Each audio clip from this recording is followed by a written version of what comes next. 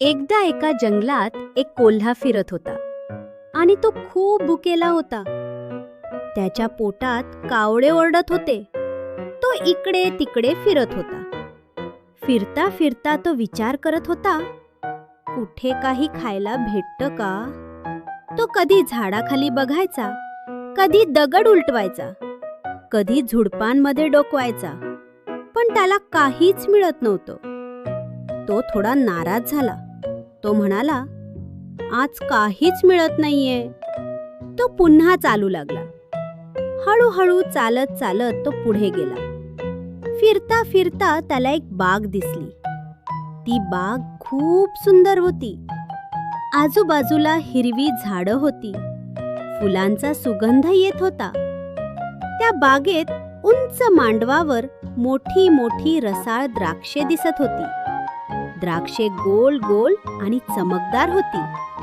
ती पाहून कोल्ह्याच्या तोंडाला पाणी सुटलं. तो आनंदाने म्हणाला, वा, ही द्राक्षे तर खूप गोड असणार. तो अजून जवळ गेला, वर बघून हसला आणि लगेच तो धावत त्या बागेत गेला. तो म्हणाला, आता तर मी नक्की खाणार. तो उडी मारतो, धप, पण द्राक्षे वरच राहिली. तो पुन्हा उडी मारतो, धप धप. तो अजून जोरात उडी मारतो, पण तरीही द्राक्षे दूरच राहतात. तो म्हणतो, अरे रे, अजून थोडं वर हवं.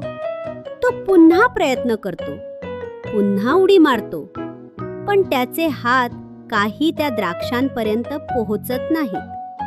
तो पुन्हा पुन्हा प्रयत्न करतो. प्रयत्न करून करून तो थकतो आणि तिथेच खाली बसतो. तो दमलेला असतो. तो जोरात श्वास घेतो. तो म्हणतो, खूप थकलो मी. तो थोडा वेळ श्वास घेत बसतो. द्राक्षांकडे बघत राहतो. त्याच्या डोळ्यात अजूनही इच्छा असते. इतक्यात वरच्या फांदीवर बसलेला एक कावळा त्याला पाहतो. कावळा हसत म्हणतो, अरे कोल्होबा, इतका प्रयत्न करूनही हार मानलीस का?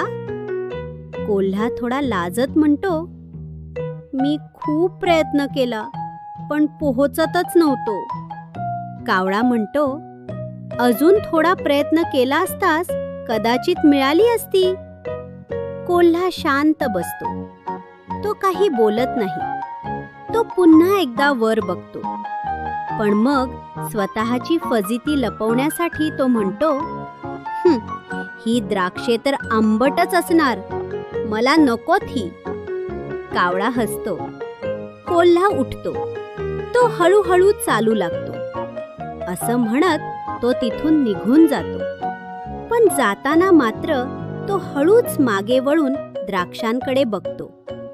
त्याला अजूनही द्राक्षांची इच्छा असते. चालत चालत तो मनात म्हणतो, पुढच्या वेळी मी इतक्या लवकर हार मानणार नाही. तो पुढे जात राहतो आणि काहीतरी खायला शोधत राहतो. मुलांनो, या गोष्टीतून आपल्याला काय शिकायला मिळालं? आपल्याला काही मिळालं नाही तर त्याला वाईट म्हणू नये. आपण अजून प्रयत्न करायला हवेत. मुलांनो, अजून मजेदार गोष्टी ऐकायच्या असतील तर लाईक करा, शेअर करा आणि लगेच सबस्क्राईब करा. आपण पुन्हा भेटू नवीन गोष्टीसोबत. Bye bye.